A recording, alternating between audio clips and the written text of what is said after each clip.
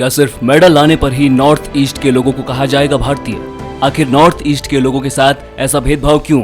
दोस्तों, बीते कुछ सालों में स्पोर्ट्स की फील्ड में आपने कई सारे नाम सुने होंगे। इन नामों में अधिकतर नाम नॉर्थ ईस्ट रीजन से बिलोंग करते हैं। चाहे ओलंपिक्स हो या कॉमनवेल्थ गेम्स हो या एशियन गेम्स हो या फिर कोई दूसरी वर्ल्ड चैंपियनशिप, हर बार ही नॉर्थ ईस्ट के लोगों ने भारत को गौरवान्वित महसूस कराया है, प्राउड फील करवाया है। नॉर्थ ईस्ट के लोग जब गोल्ड मेडल, सिल्वर मेडल या फिर ब्रॉन्ज मेडल लेकर आते हैं तो हमें बड़ी खुशी होती है। सोशल मीडिया के अलग अलग हैंडल्स पर हम लोग मीम शेयर करते हैं, बधाइयों वाले। फेसबुक हो, चाहे इंस्टाग्राम हो, चाहे व्हाट्सएप स्टेटस हो, हमारी छाती प्राउड के साथ चौड़ी हो जाती है। लेकिन यही नॉर्थ ईस्ट के लोग जब हमें बाजारों में दिख जाते हैं तो हम इन पर थूकते हैं। कॉलेज में एडमिशन के लिए आते हैं तो हम इनके साथ बुरा बर्ताव करते हैं। कमरों पर रेंट पे रहने के लिए आते हैं तो हम इन्हें घरों से बाहर निकाल देते हैं और उन्हें चिंकी, चाइनीज, मोमो, नेपाली, हाका नूडल कहकर उन्हें बुरा फील करवाते हैं। और अब तो उन्हें कोरोना वायरस कहकर भी बुलाने लगे हैं। तब हमें मैरी कॉम, मीराबाई चानू और बाईचुंग भूटिया जैसे लोगों की याद क्यों नहीं आती? उनके अचीवमेंट्स क्यों याद नहीं आती? आखिर ये डबल माइंडेड थिंकिंग कहां से लाते हो यार? नंबर 1, अंशु जमसेनपा अरुणाचल प्रदेश से हैं। सिर्फ 5 दिनों में ही माउंट एवरेस्ट को 2 बार फतह करने वाली वो पहली महिला बनी है। कई सारे रिकॉर्ड्स उन्होंने अपने नाम किए हैं। नंबर 2, अनुराधा देवी थोकचोम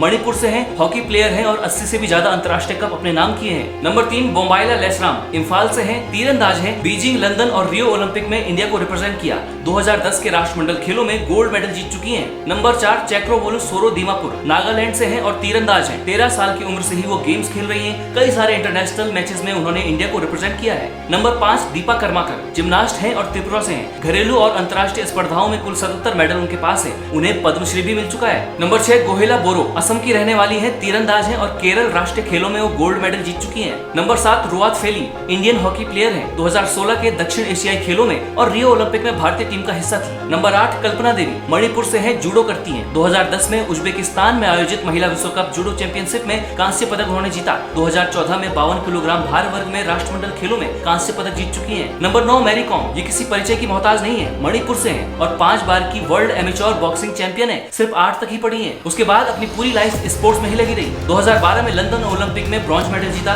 साल 2013 में एशियाई गेम्स में गोल्ड मेडल जीता और भी न जाने कितनी उपलब्धियां इनके नाम है। पद्म भूषण से सम्मानित इन्हें किया जा चुका है। इनकी बायोपिक मैरी कॉम तो देखी ही होगी आपने, जिस पर बाद में कहा गया था कि नॉर्थ ईस्ट की किसी एथलीट पर बनने वाली बायोपिक में नॉर्थ ईस्ट की ही किसी एक्ट्रेस को क्यों नहीं लिया गया। नंबर 10, सोनिया चानू इम्फाल की रहने वाली हैं। सोनिया चानू वेट लिफ्टर हैं, राष्ट्रमंडल खेलों में गोल्ड और सिल्वर मेडल भारत के नाम कर चुकी हैं। नंबर 11, मीराबाई चानू। मीराबाई चानू भी इम्फाल मणिपुर की रहने वाली हैं और ये भी एक वेट लिफ्टर हैं। आजकल सुर्खियों में छाई हुई हैं। साल 2011 में उन्होंने अंतर्राष्ट्रीय युवा चैंपियनशिप में स्वर्ण पदक जीता था। टोक्यो ओलंपिक में भारत की महिला star weight lifter Mirabai Chanu ने 49 किलोग्राम कैटेगरी में सिल्वर मेडल जीतकर इतिहास रच दिया था। मीराबाई ने 21 साल बाद भारत को वेट लिफ्टिंग में पदक दिलाया। मीराबाई कर्णम मलेश्वरी के बाद ओलंपिक में वेट लिफ्टिंग में पदक जीतने वाली दूसरी महिला बन चुकी हैं। नंबर 12, सुशीला चानू मणिपुर से हैं, रियो ओलंपिक में भारत का प्रतिनिधित्व किया। भारतीय महिला हॉकी टीम की पूर्व कप्तान रह चुकी हैं और अब तक 180 से भी ज्यादा मैचेस खेल चुकी हैं। जूनियर महिला हॉकी विश्व कप में भारत को कांस्य पदक दिला चुकी हैं। नंबर 13, सांगला कपम नीलकांत मणिपुर से हैं। साल 2016 की पुरुष जूनियर हॉकी विश्व कप टीम के लिए उन्हें चुना गया था, जो टूर्नामेंट की विजेता बनी थी। नंबर 14, बाईचुंग भूटिया भारतीय फुटबॉलर हैं। उन्हें सिक्किमिस स्नीपर भी कहा जाता है। अर्जुन अवार्ड और पद्मश्री भी उन्हें मिल चुका है। बाईचुंग फुटबॉल का जाना पहचाना नाम है।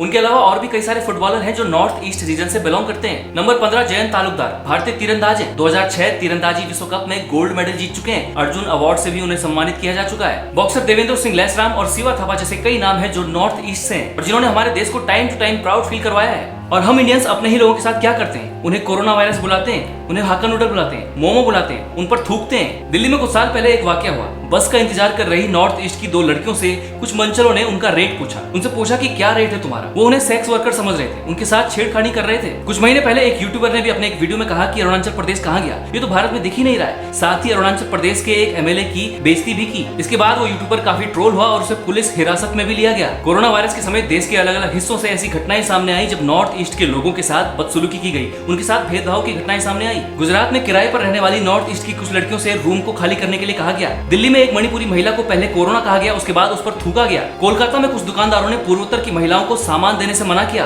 कोरोना के समय नॉर्थ ईस्ट के स्टूडेंट्स को पीजी और हॉस्टल्स को खाली करने के लिए कहा गया। इंडियन आइडल के कंटेस्टेंट रह चुके चैंग ने भी ये बात कही कि 2 लोग बाइक में सवार होकर आए, उन्हें कोरोना वायरस कहकर चले गए। मणिपुर की रहने वाली अभिनेत्री लिन लेसराम, जो कि ओम शांति ओम और मैरी कॉम जैसी फिल्मों में काम कर चुकी हैं, उन्होंने भी ये बात कही कि 2 लोगों ने एयरपोर्ट पर उनका पीछा किया और उन्हें कोरोना वायरस कहकर वहां से भाग गए। मुझे ये बात समझ में नहीं आती यार, 21st सेंचुरी में हम लोग जी रहे हैं, इतने आगे हम लोग पहुंच चुके हैं, चांद पर हम लोग पहुंच चुके हैं, मार्स पर हम लोग पहुंच चुके हैं, लेकिन आज भी हमारे दिमाग में शक्ल, रंग और जात पात का भेदभाव पसरा हुआ है। ये भेदभाव, ये डिस्क्रिमिनेशन वाली सोच हमारे दिमाग से आखिर कब दूर होगी? नॉर्थ ईस्ट के लोगों को कई बार अपने ही देश में प्रताड़ित होना पड़ता है। उन्हें ये सब कहकर हम लोग कितना बुरा फील करवाते हैं, कभी सोचा है आपने? एक बार खुद को उनकी जगह पर रखकर देख लीजिए, उनका दर्द आपको मालूम पड़ जाएगा। बाकी टाइम तो कुछ लोग नॉर्थ ईस्ट के हमारे प्यारे भाई बहनों को इतना बुरा भला कहते हैं, और जब यही नॉर्थ ईस्ट के लोग ओलंपिक में झंडे गाड़ कर आते हैं, भारत का नाम रोशन करते हैं, तब हम लोग ये सब कुछ भूल जाते हैं। उस वक्त हम लोगों को वो मोमो और चिंकी नजर नहीं आते। ऐसी घटिया सोच रखने वालों को मेरा एक ही जवाब रहेगा, अपने दिमाग का एक कचरा साफ कर लीजिए,